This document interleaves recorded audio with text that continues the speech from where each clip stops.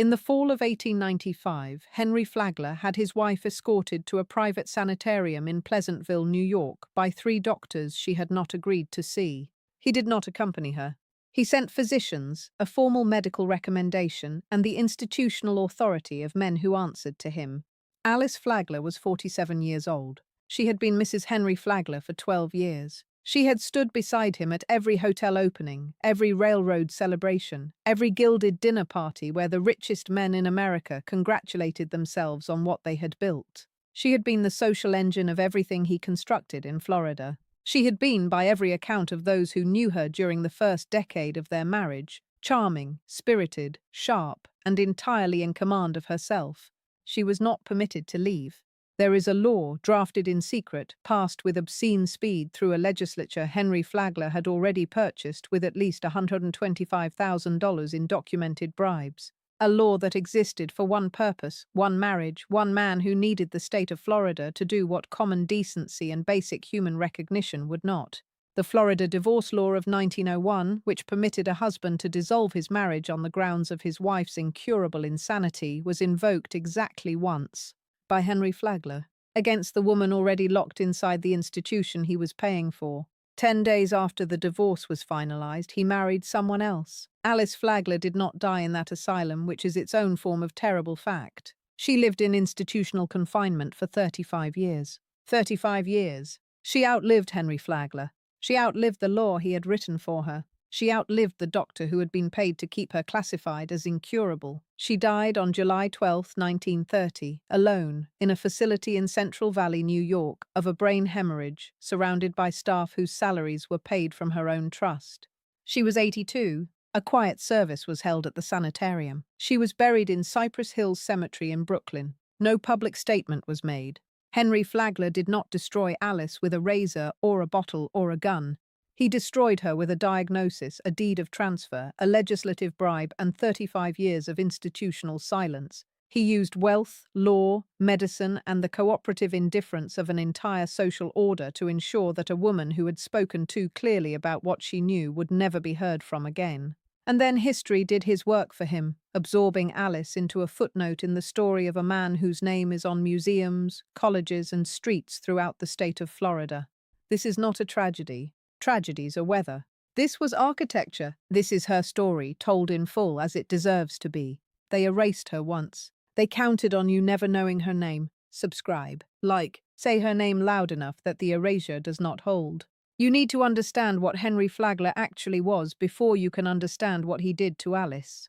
Not the museum version. Not the railroad builder, the visionary, the man who dragged Florida out of the wilderness and into the Gilded Age. That man existed.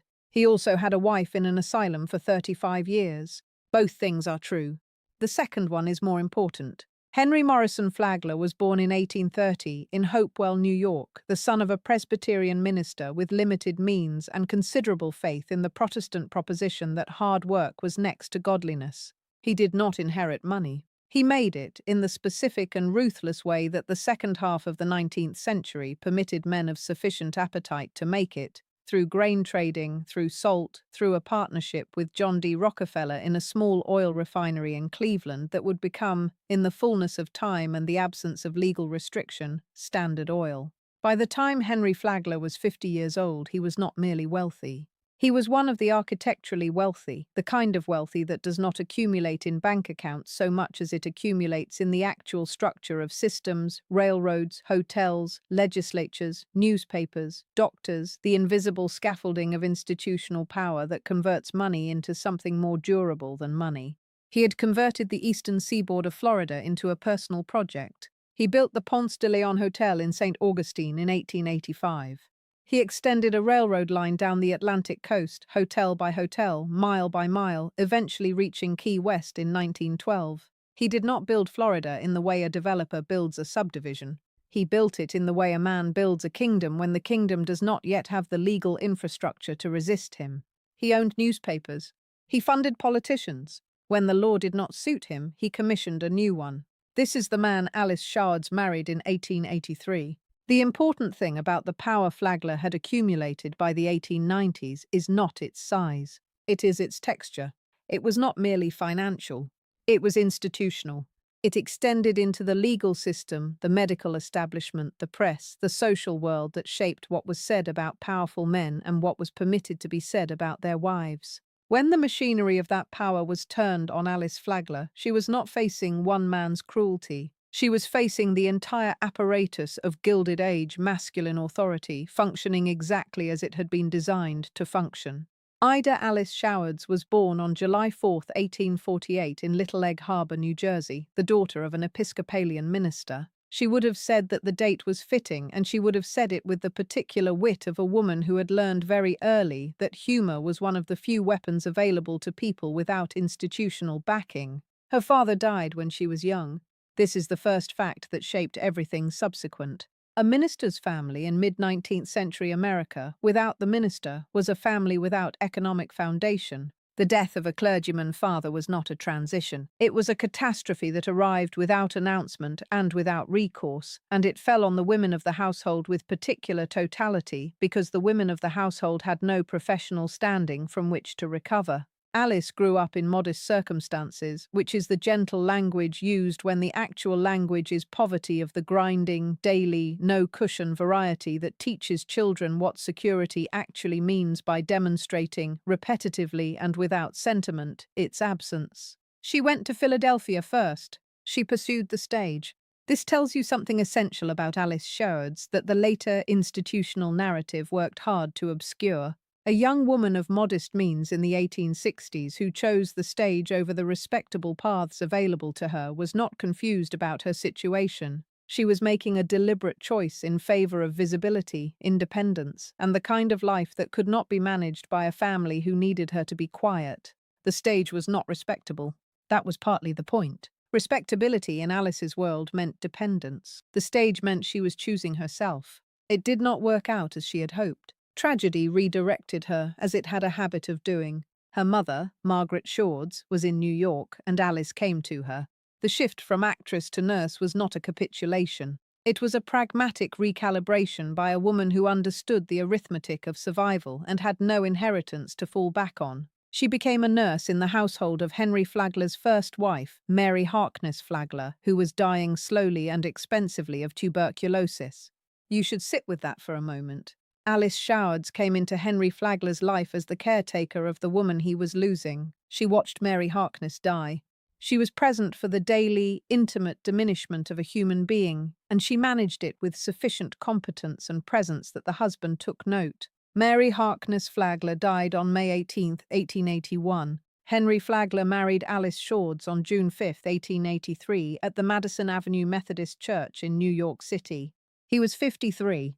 She was 35. He was one of the wealthiest men in America. She was the daughter of a dead minister who had recently been employed to help his previous wife die with some dignity. The power differential was total from the first moment. Alice understood this. She was not naive about what the marriage was or what it required from her, but she was also, by every account that survives the institutional filtering of her story, genuinely in love with Henry Flagler in the first years of their marriage. She was not performing. She was present. The first decade of the marriage was by all available evidence genuinely good. This is the part that gets smoothed over when the story is told in service of Flagler's legacy, because a decade of apparent happiness between Henry and Alice complicates the subsequent narrative of inevitable illness, of a woman always already too unstable to remain a wife. Alice was not unstable during those years. She was the social force behind the Flagler empire's public face. They honeymooned in Jacksonville and St. Augustine, and it was Alice who fell in love with Florida first. Alice, whose enthusiasm for the sun-soaked otherness of the place helped crystallize Henry's understanding that there was an empire to be built there.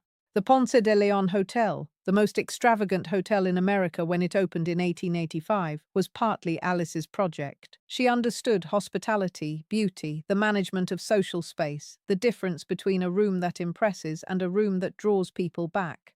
Henry had the capital. Alice had the instincts. She became the First Lady of St. Augustine in a manner that was not honorary. She hosted the Astors and the Vanderbilts. She organized the dinner dances at Kirkside, their St. Augustine estate, that constituted the social calendar of the Gilded Age's Florida season. She navigated the specific complex theatre of being new money's wife in a world that still operated by old money's rules, and she did it with a skill that the people around her remembered clearly enough that their recollections survive even in the historical record that was meant to bury her. Henry named his personal yacht after her, the Alicia. He did not name it after Standard Oil. He named it after his wife. In the first decade, she was real to him. She mattered. Then the 1890s arrived, and with them, Henry Flagler's appetite for something different. The sequence of what happened to Alice Flagler in the mid-1890s requires the same deliberate slowness that the Henry Fonda story required, the same refusal to accept the convenient version, because the convenient version is the one Henry Flagler constructed and installed in every account of his life for the next century. The convenient version is, Alice became unwell. She developed an interest in spiritualism, spoke to the dead through Ouija boards, became convinced that Tsar Nicholas II of Russia was in love with her and intended to marry her, deteriorated to the point where Henry had no choice but to arrange for her care. He was a devoted husband. He paid for her treatment generously. The illness was genuine. The commitment was necessary. He was not to blame. Here is what the convenient version omits. By the early 1890s, Henry Flagler had become deeply involved with Mary Lily Keenan, a 23-year-old from a prominent North Carolina family whom he had met in Newport, Rhode Island in 1891. He was 61. She was 23. He was married. These facts were not hidden. The relationship was known in the social circles that both Flaglers inhabited. Alice knew. Alice had known for years that Henry's fidelity was aspirational rather than actual. She had absorbed prior infidelities with the composure her position required. But Mary Lily Keenan was not an affair Henry intended to manage discreetly. He intended to marry her. He was already giving her jewelry whose value exceeded $1 million. He was escorting her openly. Alice began to speak about what she knew, about Henry's infidelity, about the affair with Mary Lily. She said these things not only in private but at social gatherings, in conversations that reached people who then repeated them. She named what was happening. She described her husband accurately. This is the moment that the institutional record begins to describe her as irrational. The specific timing matters. The behavior that was subsequently classified as evidence of mental illness, the claims about the Tsar, the Ouija board seances, the erratic conduct, emerged during and after the period in which she began speaking publicly about Henry's infidelity. The question that the record does not ask, has never been asked with sufficient force, is whether those behaviors were genuine symptoms of a deteriorating mind, or whether they were the behaviors of a woman under sustained psychological siege, a woman who was being told by everyone around her that what she was clearly seeing was not real.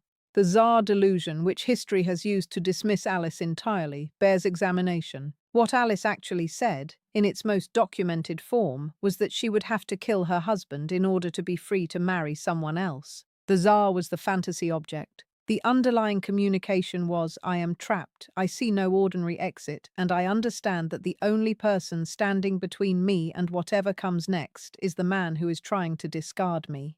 That is not a delusion. That is a situation.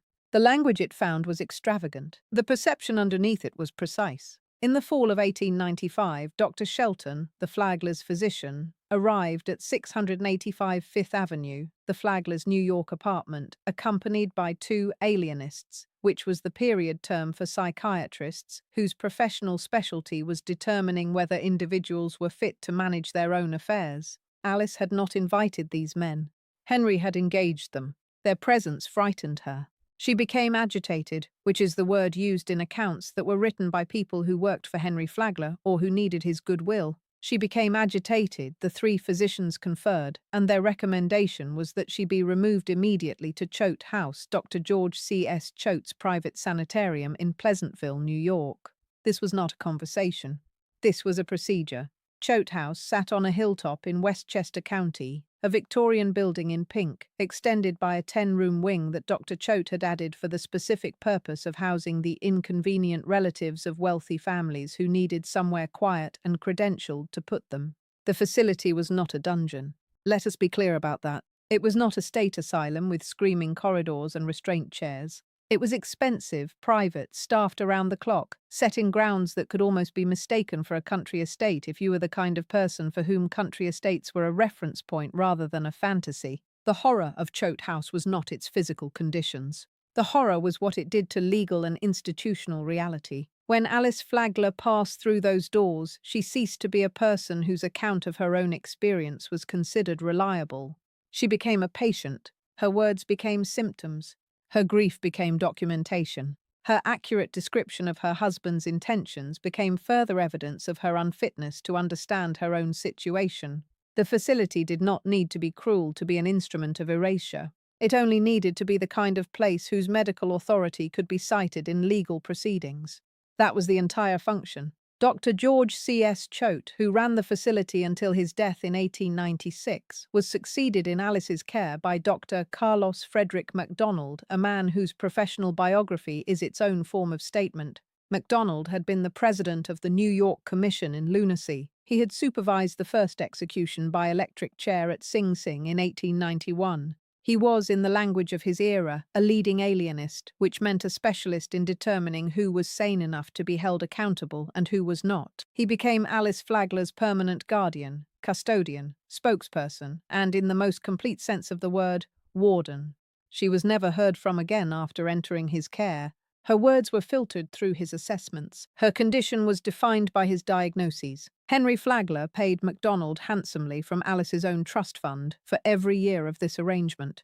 The institution had installed a man who answered to Henry Flagler as the sole interpreter of Alice Flagler's reality. Think about the completeness of that for a moment. Every word Alice said was processed through a physician whose professional existence depended on maintaining the relationship with the family that had placed her there. Every expression of distress was documentation of her illness. Every accurate observation about what was being done to her was evidence of her delusion. Every sign of improvement, and there were documented signs of improvement, periods when those who observed her noted that on every subject except the Tsar she conversed rationally could be discounted because MacDonald had already classified her as incurably insane.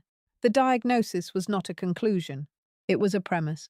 It preceded the evidence and organized all subsequent evidence around itself. She could not win. The machine had been designed so that she could not win. Let us be precise now. Let us move through what Henry Flagler did after Alice was inside, step by step, with the cold attention it deserves, because the steps were not impulsive. They were planned. They were executed with the methodical patience of a man accustomed to building things over decades and who understood that the permanent disposal of a wife required the same caliber of engineering as a railroad. Step 1 was the commitment itself, already accomplished in 1895. Alice was inside. She was classified. She was, in the language of the era, under observation, her capacity for autonomous action legally suspended, pending the assessment of doctors who had been selected by her husband. Step 2 was the legal declaration. In March 1899, the New York Supreme Court declared Ida Alice Flagler legally insane. A committee was appointed to oversee her person and estate. This was not a medical finding only. This was a legal transformation. Alice had ceased to be a legal person in the full sense. She was now a ward. Her property, her decisions, her access to the courts, her ability to contest anything that was being done to her, all of it passed into the administration of a committee operating within a framework Henry Flagler had constructed and funded.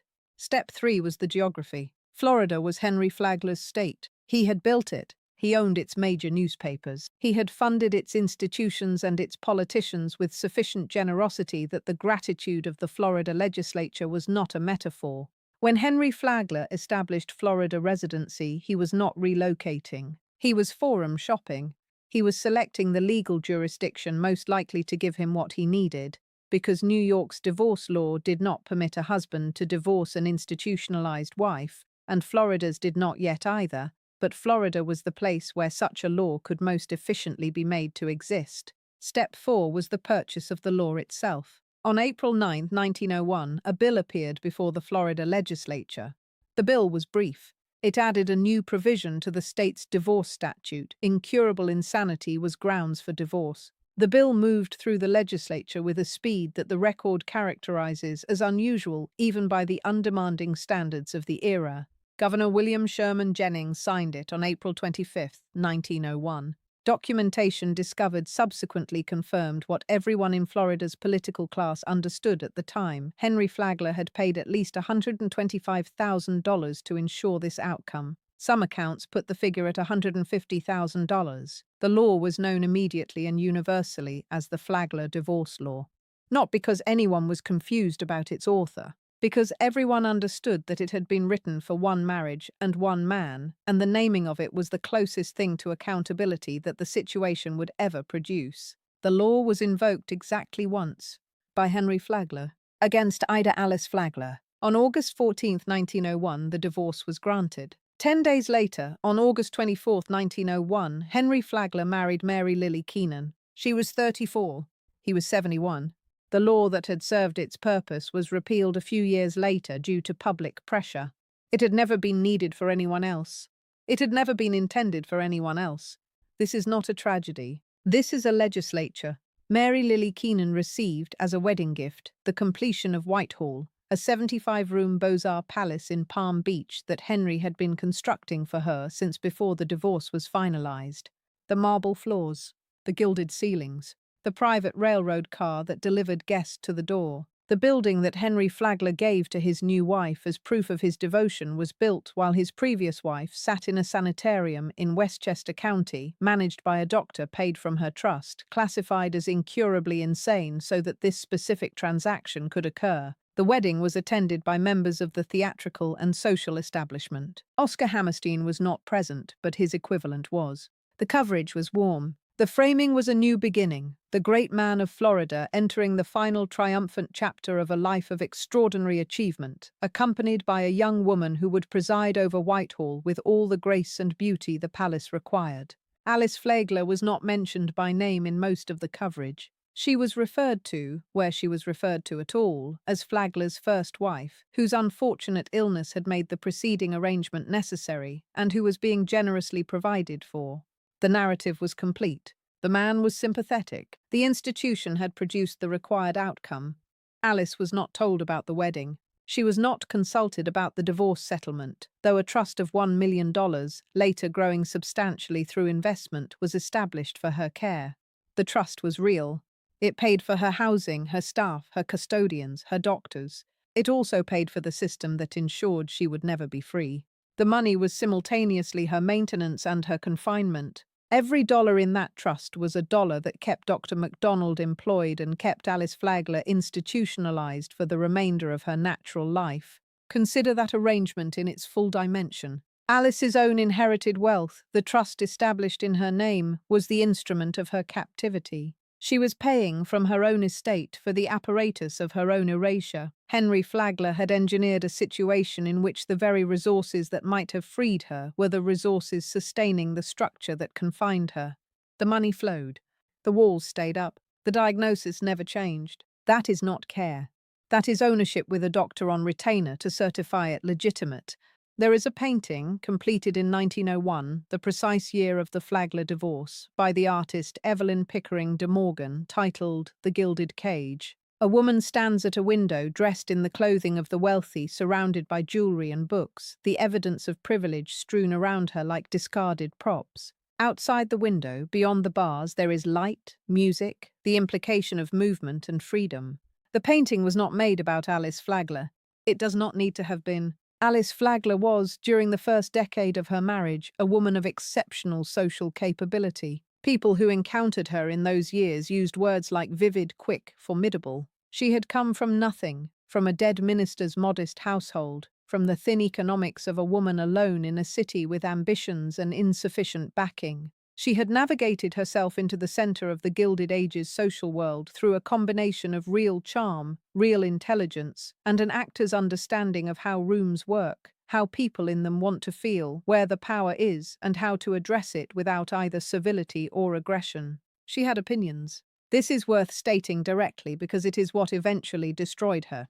Not wild opinions. Not the czar fantasy which came later and under conditions that produced it. Real opinions about what she observed, about Henry's conduct, about the texture of the world she moved through. She could see clearly, and she said what she saw, which in the social world of the Gilded Age was a woman's most dangerous capability. A woman who sees clearly and names what she sees cannot be managed with the usual instruments of silence and social pressure. She has to be removed from the conversation by other means. She was funny in the way that people who have had nothing are sometimes funny, with a precision that comes from having had to calculate the social temperature of every room since childhood, from having understood early that wit was the one currency that did not require an inheritance to spend. Her humor had an edge. The edge was the part that made Henry uncomfortable in later years when the edge turned toward him, when the precision of her observation began to include his infidelities, his coldness, the specific quality of his interest in a woman 37 years younger than himself. She was also, and this matters to understanding what was done to her, a woman who had entered Henry Flagler's world from outside it. She had not been born into the Gilded Age's social architecture the way the women of inherited families had been. She had climbed into it, laterally, through competence and personality and the specific accident of being employed in the right household at the right time. This meant she had no automatic loyalty to the rules of the world she had entered. She had not been trained from birth to treat the silence of powerful men as a condition of her own survival. She had been trained by poverty and necessity and the stagecraft of a woman who had briefly wanted to perform, to use her voice as a tool. The habit did not vanish because she had married money. She had survived before Henry Flagler by being capable and adaptable and clear-eyed about what the world was. The same qualities that had allowed her to survive without resources became, inside the marriage, the qualities most threatening to the man who needed a wife who would not speak about what she saw. She was the wrong kind of woman for what he needed her to become. She had the wrong history for it. She had not been manufactured for silence the way women of a certain class were manufactured for it. She had been manufactured by circumstance for survival, and survival required the ability to see and say and act on what was true. That capability had been an asset once. Henry Flagler eventually determined it was a liability. He found the appropriate institutional response. The specific cruelty of what Henry Flagler arranged for Alice was not its violence. It was its completeness. Consider what was taken. Her name. She had become Mrs. Henry Flagler, which in the world of the Gilded Age was not merely a social title. It was a legal and institutional identity, access to the full apparatus of respectability that came with being the wife of the most powerful developer in America. The divorce removed this. She became the former Mrs. Flagler, the incurably insane first wife, the woman in the sanitarium defined entirely by her relationship to a man who had discarded her and by the medical classification he had purchased. Her freedom of movement. Alice had traveled. She had been to Newport, to New York, to Florida, aboard the yacht named after her, through the social geography of the American establishment. At Choate House and later at Dr. MacDonald's facilities, her movement was entirely administered. The record notes that by 1912 she attended the opera occasionally in New York, which was framed as evidence of humane care. Alice Flagler, who had hosted the Astors at Kirkside, was permitted occasionally to attend the opera as evidence that her confinement was comfortable. Her credibility. Whatever Alice said from 1895 onward was filtered through Dr. MacDonald's diagnosis before it reached anyone who might act on it. There is no record of any direct statement from Alice Flagler in the decades of her confinement. No letter known to be genuinely hers. No conversation recorded without institutional mediation. She was the wealthiest incompetent in America, which is the phrase that circulated at the time, a phrase that managed to mock her wealth and erase her personhood simultaneously. She had money. She had no voice. Her future. When the divorce was granted in 1901, Alice was 53 years old. She had, though she could not have known it, 29 more years to live. 29 years of morning routines set by institutional schedules, of staff who answered to Dr. MacDonald, of the specific sensory texture of managed confinement. The smell of Choate House would have been the smell of institution, cleaned surfaces that carry the memory of everything they have absorbed, meals produced for many people at fixed hours, the particular quality of air in a building that is always inhabited and never fully aired. She was not in a dungeon. She was in a facility. The facility was her life. The punishment was the duration. 35 years is not a stay. 35 years is a life.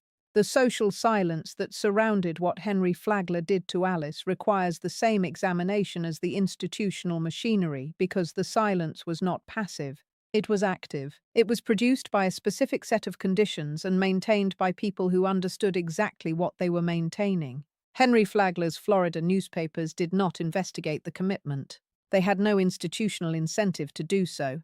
The New York social world that had known Alice Flagler, the women who had attended her dinner dances, the men who had been her guests at Kirkside, processed her disappearance through the available framework. She had been troubled. Henry had done what he could. These things happened in the best families. One did not make public noise about a friend's unfortunate mental decline. This is the language of an era that treated psychiatric commitment as a private family matter, which meant in practice that the family with institutional power determined the narrative without opposition from the family without it. The Florida legislature that passed the Flagler divorce law was not unaware of what it was doing. The law was called the Flagler divorce law by the people who passed it. The awareness was general and the action was taken anyway because Henry Flagler had spent decades purchasing exactly this kind of cooperative willingness. The price was known. The service was rendered. The public discomfort was managed by the newspapers Flagler owned.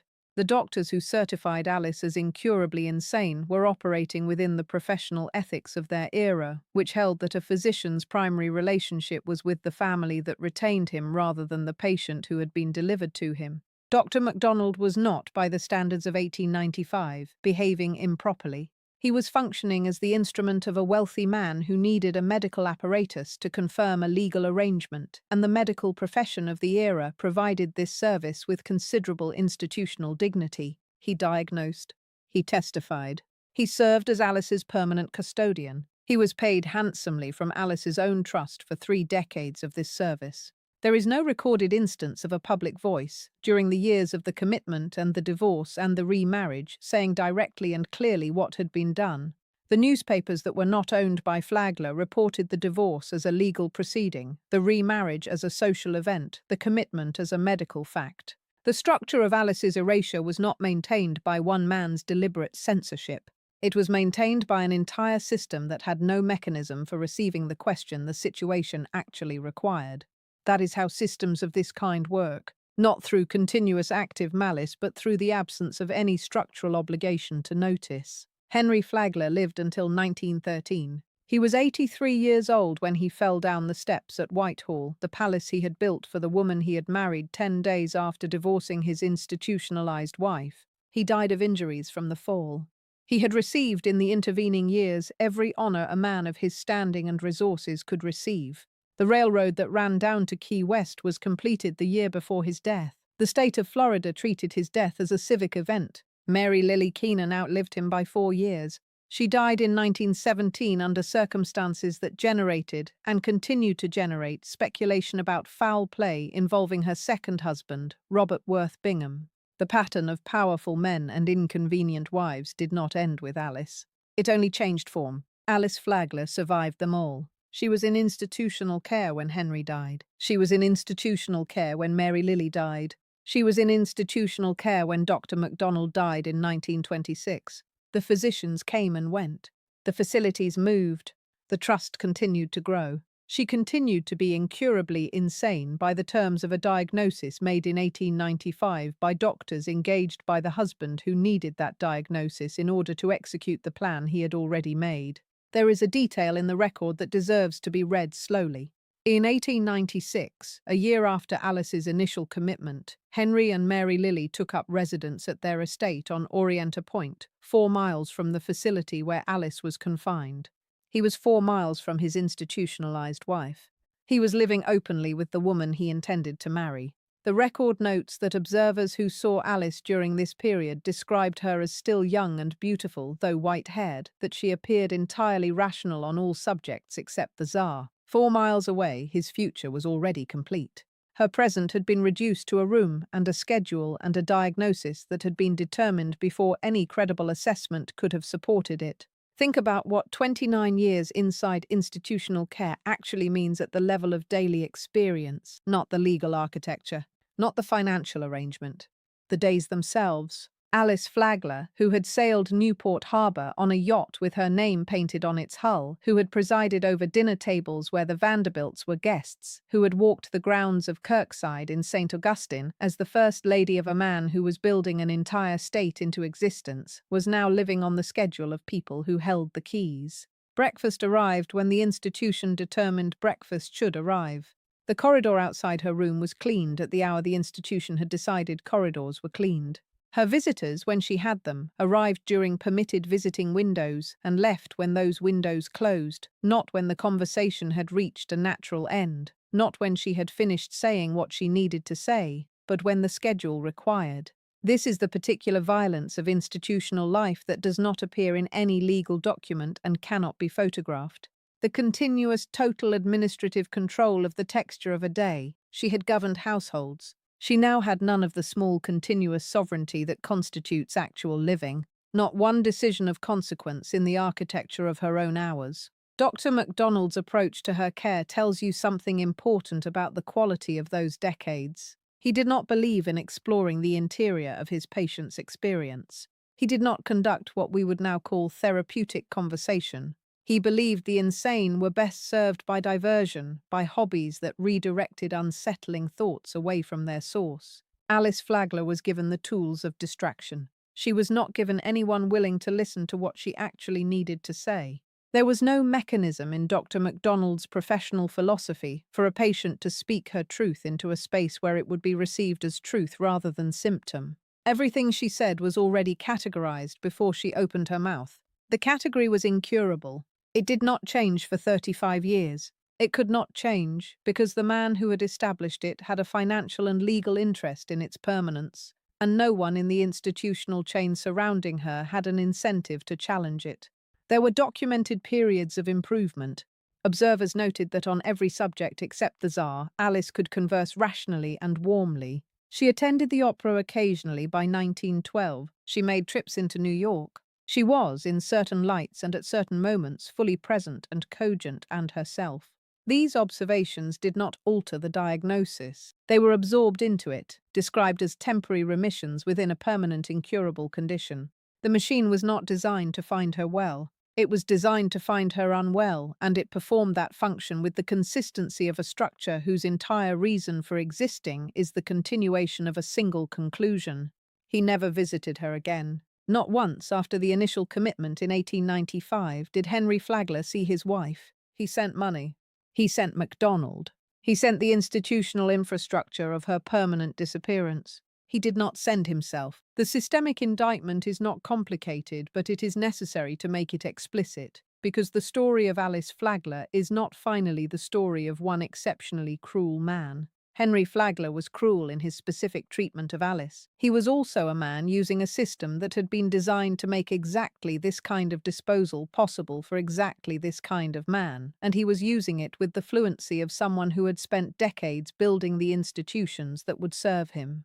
In Gilded Age America, the psychiatric commitment of a wife required minimal evidence when the husband had resources, a physician willing to classify distress as illness, a private facility willing to receive a patient whose presence served the family's interests, a legal framework that transformed the act of institutionalization into a medical fact rather than a marital decision. All of these were available. All of them were available specifically because wealthy men's needs had shaped the institutions that served them.